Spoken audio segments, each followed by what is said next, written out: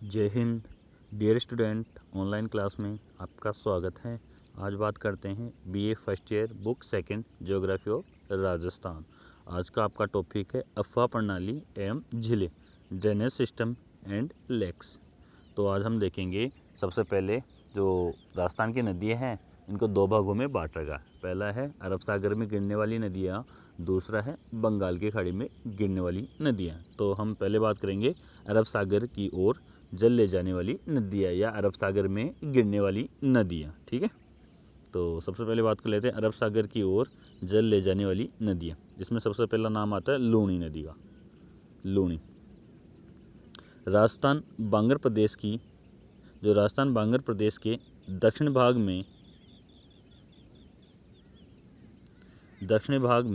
केवल एक महत्वपूर्ण जलधारा लूणी नदी है। जो राजस्थान का बांगर प्रदेश है उसके दक्षिणी भाग में केवल एक महत्वपूर्ण जलधारा कौन सी है? लूणी नदी है, जो अजमेर के आना सागर से, जो आना सागर झील है वहाँ से ये निकलती है। जो अजमेर के आना सागर से निकलकर लगभग 32 किलोमीटर की दूरी तक दक्षिण पश्चिम तक बहती है। यानी जो आना सागर से निकलने के बाद में ये 32 किलोमीटर की दूरी तक बहती है तथा जोधपुर, बाड़मेर और जालोर आदि अर्धशुष्क क्षेत्रों से गुजरती है।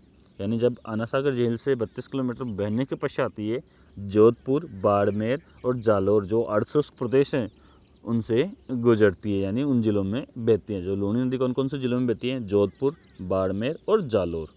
जोधपुर, बाड़मेर और जालोर। ठीक है, इसकी कुल लंबाई 330 किलोमीटर है। यानी जहाँ से ये नदी निकलती है और जहाँ पे ये नदी गिरती है, ठीक है, वहाँ तक इसकी कुल लंबाई कितनी है? 330 किलोमीटर है। लूणी नदी लगभग 34,866.40 वर्ग किमी का अफवाह क्षेत्र स्त्रावित करती है। यानी ये कितना, जो लूणी नदी का कितना अफवाह क्षेत्र है? 34,866.40 वर्ग किमी का इसका अफवाह क्षेत्र है। ठीक है, और लूणी नदी की लंबाई कितनी है? 330 किलोमीटर। कौन कौन से जिलों में बहती है? जोधपुर, बाड़मेर और जालोर। कहाँ से निकलती है? आना सागर झील से निकलती है। ठीक है, आगे देखिए माही नदी।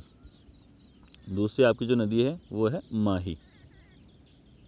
यह मध्य प्रदेश के अममोरू जिले से निकलकर उत्तर की ओर बहने के पश्चात खादू के निकट, यानी या तो कुछ बुकों में आपको ये खाटू मिलेगा और कुछ बुकों में ये खांदू मिलेगा। ठीक है, खांदू के निकट राजस्थान के दक्षिण भागों में स्थित बांसवाड़ा जिले में प्रवेश करती है। ठीक है, तो ये माही नदी कहाँ से निकलती है? मध्य प्रदेश के अममोरू से और बांसवाड़ा में राजस्थान में प्रवेश करती है।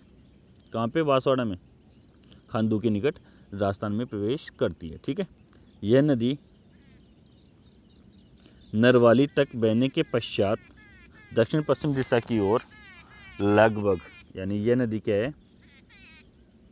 नरवाली तक बहने के पश्चात दक्षिण पश्चिम दिशा की ओर लगभग 576 किमी बहने के बाद खंबात की खाड़ी में गिर जाती है। ठीक है, तो जो माही नदी है वो मध्य प्रदेश के अममोरू से निकलती है और खांदू नामक स्थान में, राजस्थान के जो बांसवाड़ा जिला है वहाँ पे खांदू नामक स्थान में से, जो राजस्थान का बांसवाड़ा जिले के खांदू नामक स्थान से राजस्थान में प्रवेश करती है और 576 किलोमीटर बहने के पश्चात ये खंबात की खाड़ी में जाकर गिर जाती है। तो माही नदी की कुल लंबाई कितनी है? 576 किलोमीटर।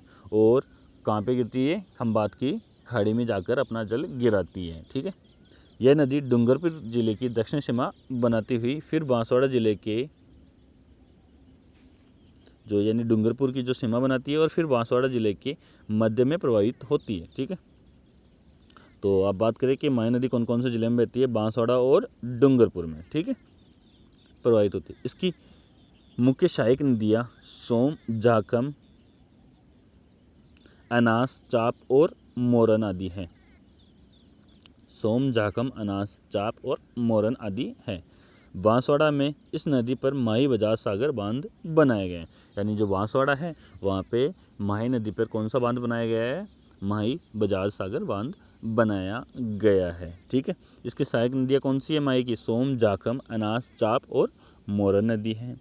ये राजस्थान में कहाँ प्रवेश करती है? खांडू के निकट वांसड़ा में प्रवेश करती है। कहाँ से निकलती है? मध्य प्रदेश के मोरू नामक स्थान से निकलती है। और कहाँ अपना जल गिराती है? खंबात की खाड़ी में। माही नदी की कुल लंबाई कितनी है? 576 किलोमीटर। ठीक है, कौन कौन से जिले में बहती है? डूंगरपुर और बांसवाड़ा जिले में। ठीक है, एक क्वेश्चन ऐसे भी आता है कंपटीशन में कि ऐसी कौन सी नदी है, राजस्थान की ऐसी कौन सी नदी है जो कर्क रेखा को 2 बार काटती है? तो आपका आंसर होगा माही नदी। माही नदी कर्क रेखा को 2 बार काटती है। एक बार तो राजस्थान में प्रवेश करती है तब, और एक बार वापस से जब घूम के, जैसे ये आपका राजस्थान है तो जैसे ही ऐसे आएगी कर्क रेखा, ये कर्क रेखा आपकी कर्क रेखा को काटेगी और वापस से घूम के वापस से निकल जाती है। तो कर्क रेखा को 2 बार काटने वाली नदी है माही। ठीक है, तो ये कंपटीशन में भी आता है और आपके जो छोटे क्वेश्चन आते हैं उनमें भी ये क्वेश्चन आता है, तो इसे अच्छे से ध्यान रखिए। ठीक है, आगे देखिए सोम, जो सोम नदी है आपकी, इसका उद्गम स्थल उदयपुर जिले में ऋषभदेव के पास बाबलवाड़ा के जंगलों में स्थित बिछामेड़ा स्थान है। कौन सा स्थान है? बिछामेड़ा। यानी जो ये नदी निकलती है सोम नदी, कहाँ से निकलती है? बिछामेड़ा से निकलती है। ठीक है, यह शुरू में दक्षिण पूर्व दिशा में बहती है, फिर डूंगरपुर की सीमा के साथ पूर्व में बहती हुई बेपेश्वर स्थान पर माही में मिल जाती है। ठीक है, यानी डूंगरपुर की सीमा के साथ बहती हुई बेपेश्वर स्थान पर माही से मिल जाती है। कुछ बुकों में से बेपेश्वर दे रखा है और कुछ बुकों में से वेणेश्वर दे रखा है, तो ये वास्तव में वेणेश्वर नामक स्थान है। ठीक है, तो ये बेपेश्वर और वेणेश्वर एक ही है स्थान है। ठीक है, तो आप इसमें कंफ्यूज नहीं हो कि यहाँ पे बेपेश्वर लिखा हुआ है और वहाँ पे कुछ बुकों में आपको वेणेश्वर मिलेगा। ठीक है, तो वेणेश्वर और बेपेश्वर एक ही नाम है, एक ही जगह के नाम है। ठीक है, तो इसकी सहायक नदियाँ सोम, जाखम और सारणी है। ठीक है, यानी जो सोम की जो सहायक नदियाँ कौन कौन सी है? इसकी सहायक नदियाँ जाखम, गोमती और सारणी है। ठीक है, कहाँ से निकलती है? बिछामेड़ा से निकलती है। और जो वेणेश्वर है आपका, बेपेश्वर है, वहाँ पे कौन सी नदी में मिलती है? ये माही नदी में मिल जाती है। ठीक है, माही, सोम और झाकम मिलके त्रिवेणी संगम बनाती है। कहाँ पे बनाती है? वेणेश्वर में। ठीक है, जो डूंगरपुर में स्थित है। ठीक है, आगे देखिए जोखम या जाखम। ठीक है, जाखम या जोखम एक ही बात है। यह नदी छोटी सादड़ी के निकट से निकलती है। इसके बाद प्रतापगढ़ जिले में बहती हुई उदयपुर जिले के, यानी इसके बाद में क्या करती है? प्रतापगढ़ जिले में बहते हुए उदयपुर जिले के धारियावाद तहसील में प्रवेश करती है। यानी जो प्रतापगढ़ जिला है उसमें बहने के बाद ये धारियावाड़ जो उदयपुर की एक तहसील है उसमें प्रवेश करती है। आगे चलकर सोम नदी में मिल जाती हैं। यानी आगे चलकर कौन सी नदी में मिल जाती है? सोम नदी में। तो मैंने अभी बताया था सोम, माही और झाकम वेणेश्वर में मिलती है। तो जो जोखम नदी आपकी यानी झाकम नदी है वो कहाँ मिलेगी? वेणेश्वर में। किससे मिल जाती है?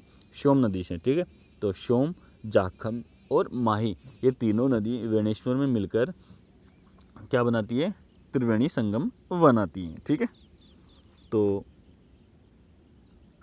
जो ये अरब सागर में गिरने वाली नदियाँ थी ये आपकी कंप्लीट हो गई है। कल हम देखेंगे बंगाल की खाड़ी में गिरने वाली नदियाँ। ठीक है, तो जय हिंद। आज के लिए इतना ही, आगे बात करेंगे नेक्स्ट वीडियो में।